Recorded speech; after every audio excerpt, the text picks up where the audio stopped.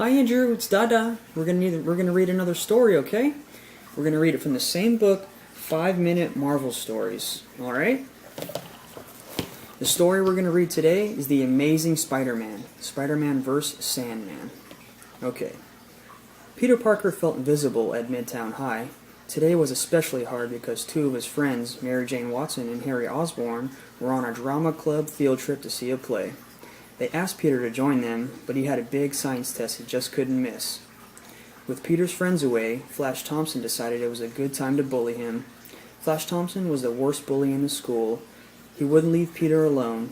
He tried to cheat off Peter when their teacher, Mr. Isaacs, wasn't looking. See here? There's Flash Thompson. He's trying to cheat off Peter.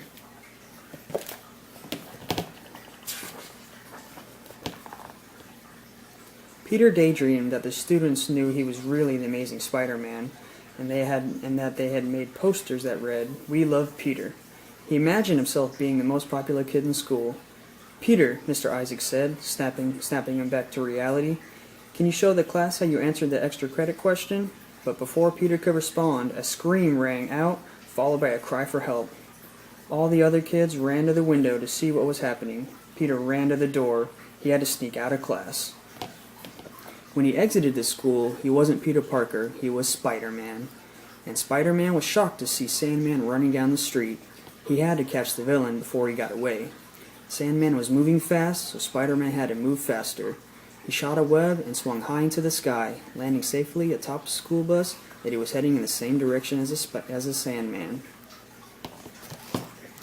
See here? This is Spider-Man. He's on top of the school bus going after a Sandman. And here, this is Spider-Man. He's daydreaming that all the kids in his school like him, but he knows being Spider-Man's more important.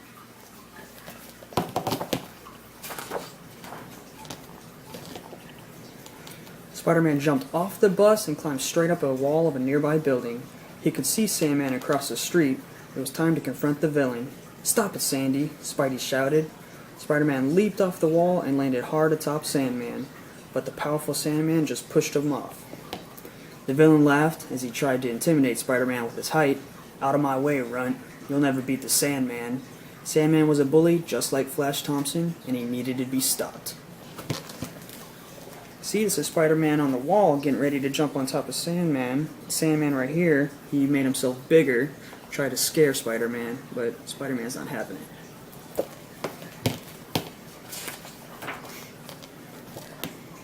Sandman enlarged his fists and brought them down like two giant sledgehammers. Thanks to his Spidey sense that warned him of danger, Spider-Man jumped back just in the nick of time. Sandman was powerful, but Spider-Man wasn't about to give up. Spidey was going to use his smarts to defeat the evil criminal, just like he did with hard math problems at school. See, the Sandman using his fists trying to beat up Spider-Man, but in this case, Spider-Man's going to use his brains more than his powers.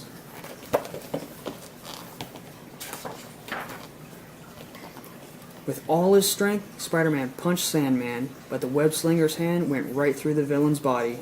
"This is going to be harder than I thought," Spider-Man said to himself. This was a tough problem, but he'd solve it. Sandman knocked Spider-Man to the ground and started to run down the street back to Midtown High. "Oh no!" Spidey yelled. "Looks like I'm going back to school. I can't let the students down, not even Flash Thompson. I've got to outsmart Sandman," Peter said to himself as he raced down the street after Sandman. See here? Spider-Man punched the Sandman because he's made of sand. His fist went right through him. And here he goes. They're still fighting.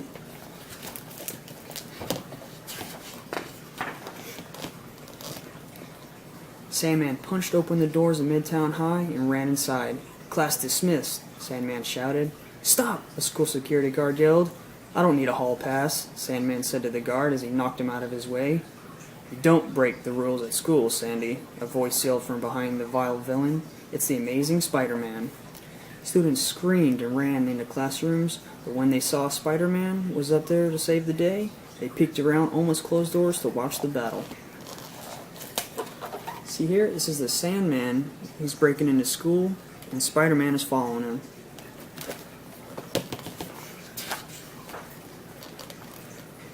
Spider-Man saw Mr. Johnson, the school janitor, and had an idea. He finally knew how to solve this problem.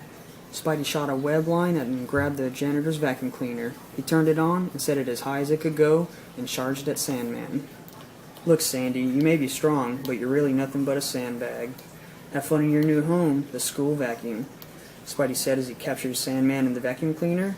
With the battle over, all the kids ran out of their classes to see their hero, Spider-Man. See here, Spider-Man is getting the vacuum cleaner so he can clean up Sandman. And here he is, sucking him up with a vacuum cleaner. All that power, and he got captured by a vacuum cleaner.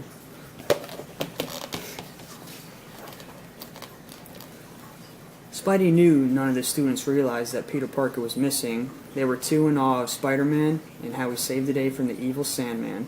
Secretly, Peter wanted to remove his mask and show the school, especially Flash Thompson, who he really was. But he didn't. As Uncle Ben always said, with great power comes great responsibility. Peter knew that keeping his identity a secret was the best way he could fight criminals like Sandman and protect Aunt May. As all the students surrounded Spider-Man, nobody knew that Peter had a big smile underneath that mask. Peter was happy to have helped them, and that was all that mattered. See here, Spider-Man being thanked by all the students.